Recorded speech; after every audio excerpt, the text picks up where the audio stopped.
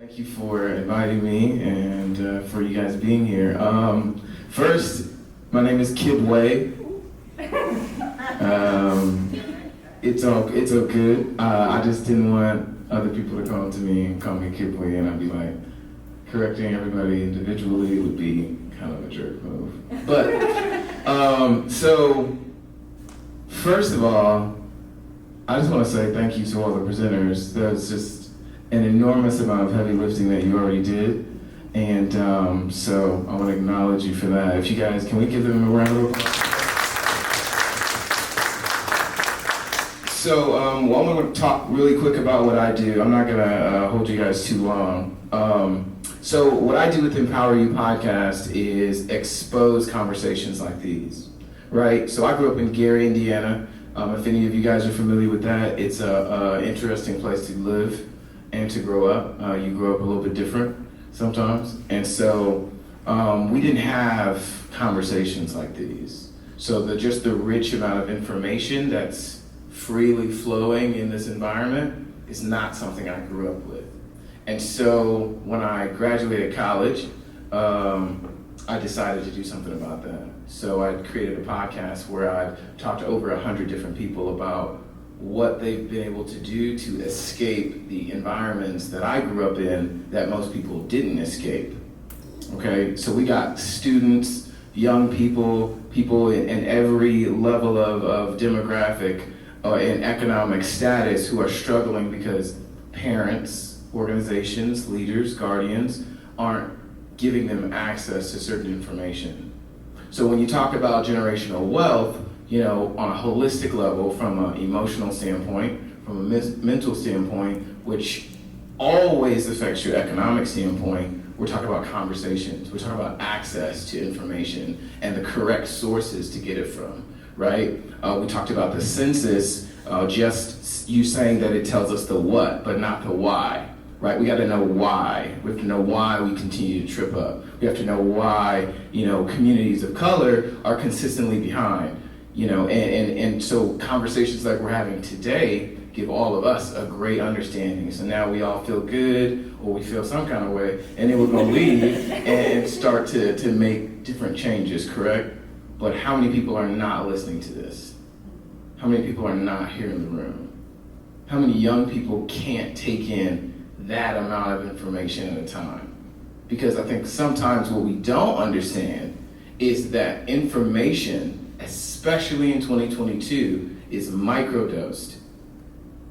I'll repeat that. Information is microdosed in 2022, meaning more times than not, people learn things from smaller segments of longer conversations, which they then decide to go invest in. So what I do for myself, for Empower You podcast, is I record conversations like these. The thing that I do really well is ask questions. And so, if it's okay, can I ask you guys some questions? Yeah. So, what was the most impactful thing that you learned? The one thing that you can't forget from today?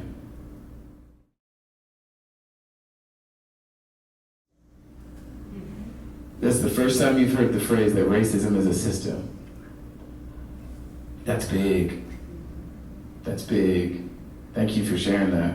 Anybody else?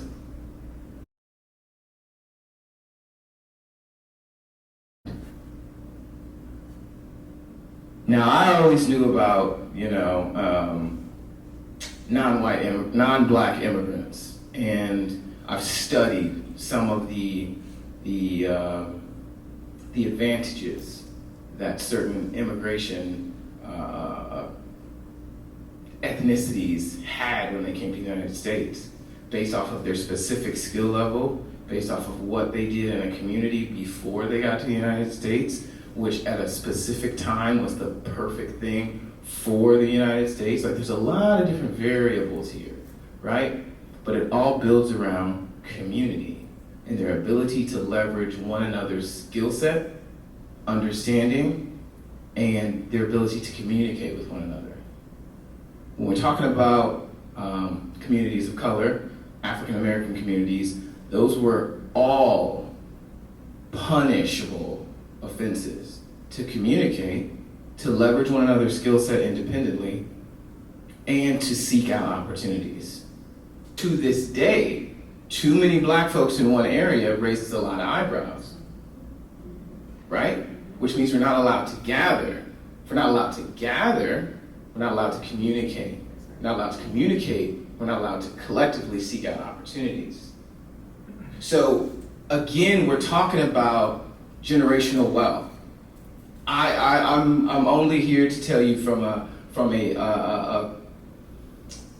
practical way that I have seen a lot of us fall through the cracks, how I have thankfully, been able to get out of some situations. It has not been because I've been smarter. It has not been because I'm more talented. It's because I ask questions.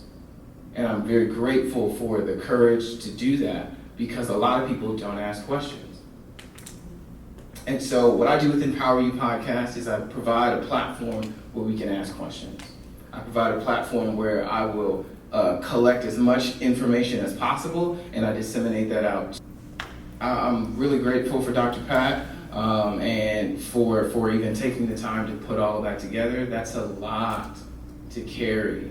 And I think one of the reasons why so many people avoid it is because it's just heavy. Like, I don't know about you guys, but I needed to take a walk after that. I was like, dang, man, that's a lot of information. But also, it's a lot of good information. And if we learn how systems work, we can overcome them.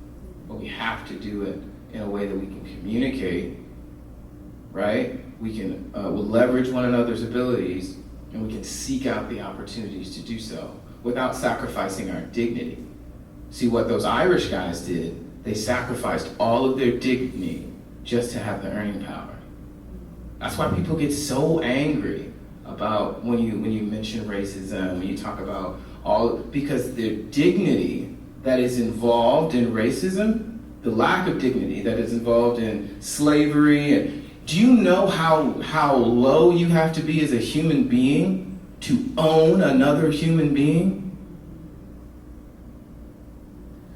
How emotionally bankrupt do you have to be to literally own another person? And I don't know about any of you all God-fearing people in here, but I don't know how you come back from that.